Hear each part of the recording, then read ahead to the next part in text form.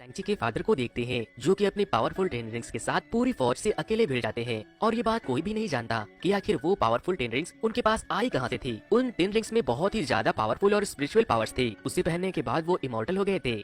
उन ten rings का इस्तेमाल करके सैंची के फादर ने बहुत सी लड़ाइयाँ जीती, जिसके साथ साथ उन्होंने अपनी एक ऑर्गेनाइजेशन भी बनाई जिसका नाम उन्होंने टेन रिंग्स रखा। उन्होंने बहुत सारे किंगडम्स और गवर्नमेंट को गिरा दिया, जिसकी वजह से ये ऑर्गेनाइजेशन पूरी दुनिया में फेमस हो गए। ताकत का लालच और उन टेन रिंग्स की बदौलत वो बहुत ही बुरे इंसान बन गए और फिर पूरी दुनिया को कंट्रोल करने के बाद सैंची के फादर को एक ऐसे गाँव के बारे में पता चला जहाँ बहुत से मिस्टिकल क्रिएचर और जिन्स पाए जाते थे। सैंची के फादर अपने पावर्स को और बढ़ाने के लिए उस विलेज में जाने का फैसला कर लेते हैं, लेकिन रास्ते में एक मैजिकल फॉरेस्ट उनका रास्ता रोकने लगता है, जिस वजह से उनकी गाड़ी एक खाई में गिर जाती है। लेकिन लकली सैंची के फादर बचकर गाड़ी से बाहर निकल जाते हैं और फिर वो अकेले ही उस जंगल की तरफ चले जाते हैं। फिर उसे एक लड़की दिखाई देती है जो सैंची के फादर का रास्ता रोकती है और उसे वापस चले जाने को कहती है, जिस वजह से उन दोनों के बीच एक जबरदस्त फाइट होती है। और वो लड़की उस दूसरी दुनिया की गार्डियन भी थी जहाँ जाना इम्पॉसिबल था। वो गार्डियन सैंची के पिता को बहुत बुरी तरह से हरा देती है, लेकिन इस फाइट के बीच वो दोनों एक दूसरे को पसंद करने लगते हैं, इसीलिए वो दोनों बहुत जल्द ही शादी कर लेते हैं। लेकिन सैंची के मॉम के गाँव वाले उन्हें उन दोनों को वहाँ आने से रोक देते हैं, क्योंकि उसके पिता एक बहुत ही बुरे इंसान थे, जिस वजह से सैंची के पिता का उस मिस्टिकल विलेज को देखने का सपना अधूरा रह जाता है। लेकिन सैंची की माँ से शादी करने के बाद उसके पिता ने अपने सारे बुरे धंधे को बंद कर दिया था और अपने उस 10 पावरफुल रिंग्स को भी उतार दिया था और अब वो एक आम इंसान की तरह जिंदगी जी रहे थे। और फिर सैंची पैदा होता है और इसकी एक बहन भी होती है जिसका नाम सियालिंग था। सैंग की मॉम बहुत ही साफ दिल और एक अच्छी इंसान थी और वो अपने बच्चों को अपने जैसा बनाना चाहती थी। और फिर एक दिन सैंची और उसकी बहन सियालिंग को उसकी मॉम एक लॉकेट देती है जो कि उनके गांव के जिम से बना था। फिर एक दिन जब सैंची के पिता सब्जी लेने बाहर गए थे तब सैंची के कुछ दुश्मन उसके घर आ जाते हैं और वो सैंची की मॉम पर हमला कर देते हैं। लेकिन सैंची की मॉम कुछ नहीं कर पाती क्योंकि उन्होंने अपनी शक्तियों को त्याग दिया था। और फिर सैंची के डैड के वो दुश्मन सैंची की मॉम का कत्ल कर देते हैं। फिर जब उसके डैड घर आते हैं तो देखते हैं कि उसकी वाइफ अब मर चुकी है और वो गुस्से में पागल हो जाता है और एक बार फिर से अपने उस 10 पावरफुल रिंग्स को पहन लेता है और सैंची के साथ उन लोगों के अड्डे पर जाता है जिन लोगों ने सैंची के मॉम का कत्ल किया था। अब सैंची के डैड अपने पुराने अवतार में आ जाते हैं और उन लोगों को जान से मार देते हैं, लेकिन उनका बॉस उनके हाथ नहीं आता और तब सैंची के पिता उसे कहते हैं खून के बदले खून चाहिए, जिसके बाद से सैंची के डैड उसे बहुत ही जबरदस्त ट्रेनिंग देते हैं ताकि वो एक बहुत ही पावरफुल वॉरियर बन सके। उसकी बहन सियालिंग अपने भाइयों और बाकी के सोल्जर्स को ट्रेनिंग करते हुए देखती है और उन्हें देखकर सीखती भी है, क्योंकि उसके डैड ने उसे ट्रेनिंग लेने से मना कर दिया था क्योंकि वो उसे उसकी वाइफ की याद दिलाती थी और वो एक लड़की भी थी। सैंची बड़ा हो रहा था और फिर एक दिन उसके डैड को उसकी वाइफ के कातिल का पता चल जाता है। वो सैंची से कहते हैं कि बेटा ये तुम्हारा पहला मिशन है और वो दुश्मन कोई और नहीं बल्कि तुम्हारी माँ का कातिल है, जाओ और उसे खत्म कर दो। फिर हमें 10 साल के बाद का सीन दिखाया जाता है जहाँ हम दो दोस्तों को देखते हैं जो एक होटल में कार पार्किंग का काम करते हैं, जिनमें एक का नाम सॉन और दूसरे का नाम केटी था। केटी अक्सर कस्टमर के कार को पार्किंग के बहाने ड्राइव करने के लिए लेकर निकल जाती थी, लेकिन सॉन को बहुत डर लगता था कि कहीं ये कार का एक्सीडेंट न करवा दे, क्योंकि केटी एक सुपर फास्ट ड्राइवर थी। फिर जब शाम को सॉन अपने घर जाता है तो उसे एक पोस्ट कार्ड मिलता है जिस पर एक एड्रेस और पीछे एक ड्रैगन बना होता है। और जब सुबह होते ही केटी और सॉन अपने काम पर निकल जाते हैं तभी कुछ लोग बस में सॉन से उसकी लॉकेट को छीनने की कोशिश करते हैं। पहले तो सॉन उसे समझाता है, लेकिन जब वो लोग नहीं मानते तो यहाँ पर एक बहुत ही जबरदस्त और स्टैंडिंग फाइट सीन हमें देखने को मिलती है। सॉन सबको पीट रहा होता है और उस बस में मौजूद एक ब्लॉगर उसके फाइट को लाइव रिकॉर्ड कर रहा होता है।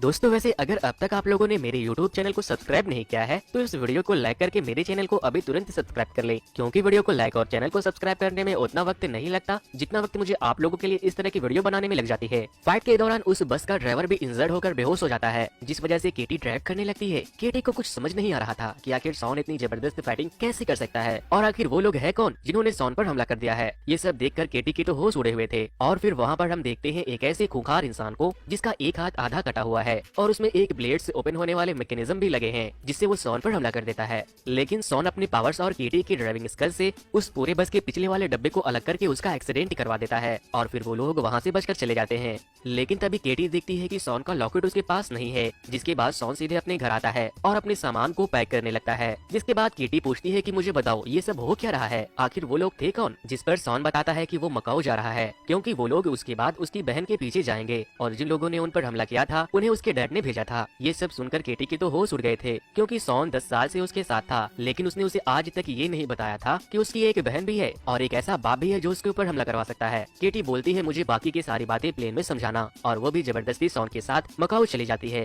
प्लेन में सॉन उसे बताता है कि मेरा नाम सॉन नहीं बल्कि मेरा नाम सैंची है और वो अपने बारे में सारी बातें बताता है। दोस्तों यहाँ पर हमें ये भी पता चलता है कि जब सैंची के डैड ने उसे उसके मॉम को कातिल को मारने के लिए भेजा था तब तब वो उसे मारने के बजाय वहाँ से भाग गया था। अब जब सॉन और किटी मकाओ पहुंचते हैं तो वो एक एड्रेस पर जाते हैं जो उस पोस्टल कार्ड पर लिखा था। सॉन जैसे ही उस जगह पर पहुंचता है वहाँ एक आदमी उसे गले लगाता है और कहता है कि तुम्हें फाइट करनी होगी क्योंकि मैंने तुम्हारी बस वाली वीडियो देखी है जिस पर 2 दिन में 2 मिलियन लाइक मिल चुके हैं। वैसे दोस्तों एटलीस्ट आप मेरे इस वीडियो को 2000 लाइक तो पहुंचा ही सकते हो। फिर सॉन बोलता है मैं यहाँ कोई फाइट करने नहीं बल्कि अपनी बहन को ढूंढने आया हूँ। फिर वो शख्स सॉन से कहता है कि अगर तुम फाइट करोगे तो मैं तुम्हारी बहन को ढूंढने में तुम्हारी मदद करूंगा। अब हम यहाँ पर डॉक्टर स्ट्रेंज के मूवी से वॉन्ग को भी देखते हैं जो कि एक मॉन्स्टर से लड़ रहे होते हैं और वो उस मॉन्स्टर को अपने लूप होल्स के जरिए हरा देते हैं। अब सॉन की फाइट होती है जिस पर बहुत से लोग पैसा लगाते हैं और उसकी फाइट होती है उसकी बहन सियालिंग से और वो सॉन को बहुत मारती है और सॉन हार जाता है। जिसके बाद हम देखते हैं कि सॉन की दोस्त किटी ने सॉन के खिलाफ पैसे लगाए थे और वो ढेर सारे पैसे जीत जाती है।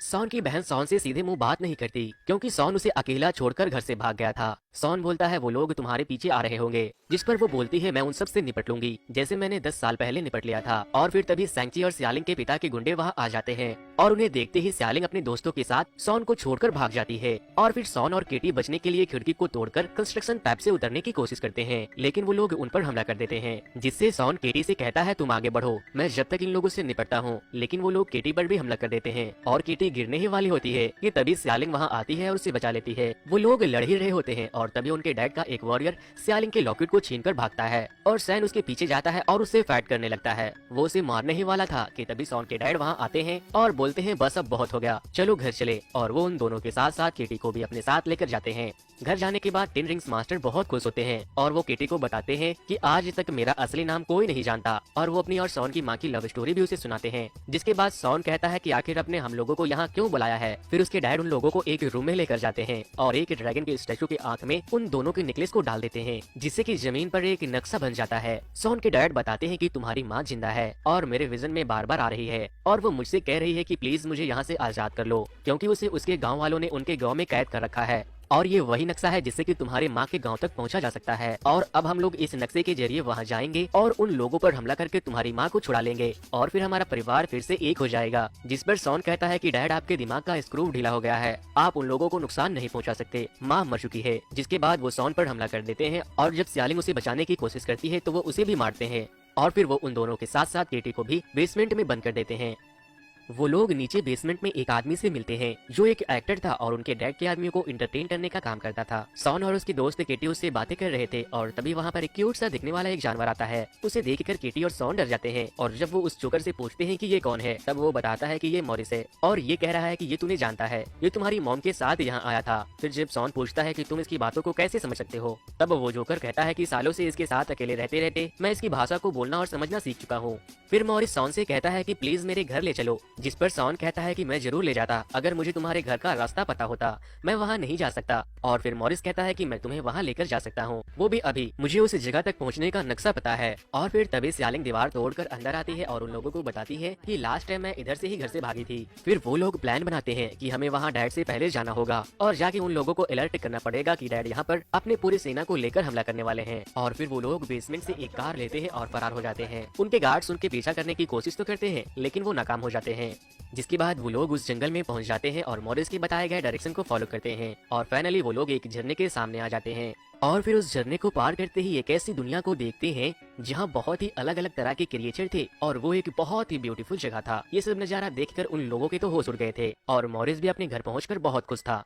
जिसके बाद वहाँ उनकी मुलाकात उनकी माँ की बहन से होती है। सॉन उन्हें बताता है कि मेरे डैड आप लोगों के ऊपर हमला करने आ रहे हैं क्योंकि उनका मानना है कि आप लोगों ने मेरे मॉम को यहाँ कैद कर रखा है। फिर उनकी माँ की बहन उसे बताती है कि मेरी बहन एक बहुत ही नेक दिल और अच्छे इंसान थी लेकिन तुम्हारे डैड से प्यार करने के बाद उसने अपना सब कुछ त्याग दिया था, लेकिन तुम्हारे डैड की वजह से मेरी बहन की जान चली गई। फिर सॉन की मौसी उन लोगों को एक म्यूजियम में लेकर जाती है जो उनका इतिहास बताता है। वो बताती है कि हजारों सालों पहले हम इस खूबसूरत सी दुनिया में बहुत ही सुख शांति से रहते थे, लेकिन हमारी शांति को भंग कर दिया अंधेरे के हैवान ने। वो अपने साथ आत्माओं को निगलने वाली पूरी फौज लाया था। उसके राह में जो कोई भी आता उसकी फौज उसकी आत्मा को निगल जाती और उसके आत्मा को निगलने के बाद वो पहले से भी ज्यादा ताकतवर हो जाती। और हमारी दुनिया को तबाह करने के बाद वो हैवान तुम्हारी दुनिया की तरफ बढ़ने लगे। और फिर उसके बाद हमारी दुनिया के नेता ने अपने कुछ सबसे ताकतवर सिपाहियों को भेजा, लेकिन हमारे पूर्वज तो इंसान थे, वो कैसे टिक पाते उन काली शक्तियों के सामने। फिर एक दिन महारक्षक आए और हमारी हार को जीत में बदल दिया। उन्होंने हमारे साथ मिलकर उस अंधेरे की दुनिया के हैवान और उसके आत्मा भक्षक फौज को इस दीवार के पीछे कैद कर दिया। और उसके बाद से हमारे महारक्षक के वरदान से हम लोगों ने आज तक इस काले द्वार की रक्षा की है। अब वो ये भी बताती है कि उस काले दीवार के पीछे जो शक्तियाँ है वो इससे पहले भी कई बार कई ताकतवर लोगों को यहाँ खींच लाई थी ताकि वो उसे उस दरवाजे से आजाद कर सके। फिर हम देखते हैं कि वो लोग जंग की तैयारी करने लगते हैं और सॉन की मौसी उसे और उसकी बहन को एक ड्रेस भी देते हैं जो उसकी माँ ने बहुत पहले उन्हें दिया था, क्योंकि उसकी माँ जानती थी कि एक दिन उनके बच्चे उनके गाँव तक जरूर पहुँच जाएंगे। वो लोग केटी को भी तीर चलाने के लिए सिखाते हैं और सॉन अपने मौसी से वो टेक्निक सीखता है जिससे कि उसकी माँ ने उसके डैड को हराया था। और सियालिंग भी ट्रेनिंग शुरू कर देती है ताकि वो लोग अपने पिता से लड़कर उस द्वार को टूटने से बचा सके। अगले दिन सॉन के डैड की सेना वहाँ पहुँच जाती है। सॉन उनसे कहता है कि मॉम मर चुकी है डैड, यहाँ से चले जाए, यहाँ कुछ नहीं है। वो उनकी बातों को नहीं मानते और उन पर हमला कर देते हैं। वो लोग आपस में लड़ रहे होते हैं और सॉन के डैड उस दरवाजे की तरफ बढ़ रहे थे और फिर सॉन वहाँ जाता है और उसकी लड़ाई उसके डैड से होती है। सॉन अपनी मौसी के सिखाए गए टेक्निक से अपने डैड पर भारी पड़ रहा था, लेकिन तभी उसके डैड अपने रिंग्स की पावर का पूरा इस्तेमाल करते हैं और सॉन को एक जोरदार पंच मारते हैं जिससे कि सॉन बहुत दूर जाकर नदी में डूब जाता है।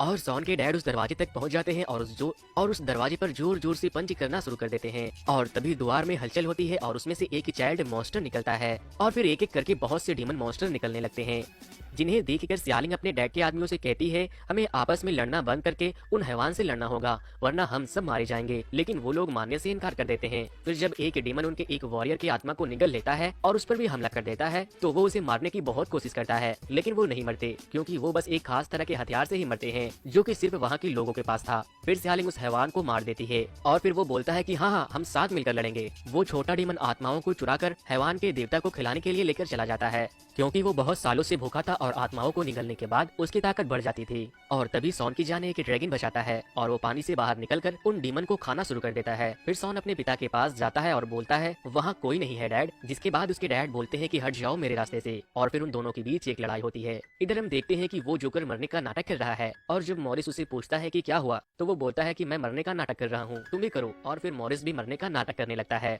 और इधर बहुत से डीमन ड्रैगन के आंखों पर हमला कर देते हैं और तभी सियालिंग अपने तीर से उस ड्रैगन की जान बचाती है। और अब हम देखते हैं कि सॉन अपनी मौसी के सिखाए कुंफू का इस्तेमाल करके वो अपने डैड्स के सारे रिंग को कंट्रोल कर लेता है जिसे आज तक कोई भी कंट्रोल नहीं कर पाया था। और फिर वो अपने डैड पर हमला करने वाला होता है, लेकिन वो उस रिंग को फेंक देता है और कहता है प्लीज डैड यहाँ से चले जाइए, यहाँ पर कोई भी नहीं है। जिसके बाद वो बोलते हैं मुझे जाना होगा, वो मुझे बुला रही है बेटा, वो तुम्हारी माँ है। और तभी वहाँ एक ब्लास्ट होता है और फिर वो हैवान दरवाजे को तोड़कर आजाद हो जाता है और आजाद होते ही वो सॉन और उसके डैड पर हमला कर देता है। लेकिन सॉन के डैड अपने रिंग्स को पहन लेते हैं और सॉन को दूर फेंक देते हैं और उसकी जान बचाते हैं। और जब वो हैवान सॉन के डैड की आत्मा को निगल रहा होता है तो उसके डैड अपने रिंग्स को सॉन के हाथों में डाल देते हैं और फिर सॉन के ऊपर वो ड्रैगन हमला करने ही वाला होता है कि तभी सियालिंग वहाँ उस ड्रैगन के साथ उस मॉन्स्टर पर अटैक कर देती है और वो वहाँ से भाग जाता है और सॉन उस दरवाजे को बंद कर देता है जिससे कि और भी बाकी के मॉन्स्टर बाहर ना निकल सके। फिर वो दोनों ड्रैगन के ऊपर चढ़कर उसका मुकाबला करते हैं।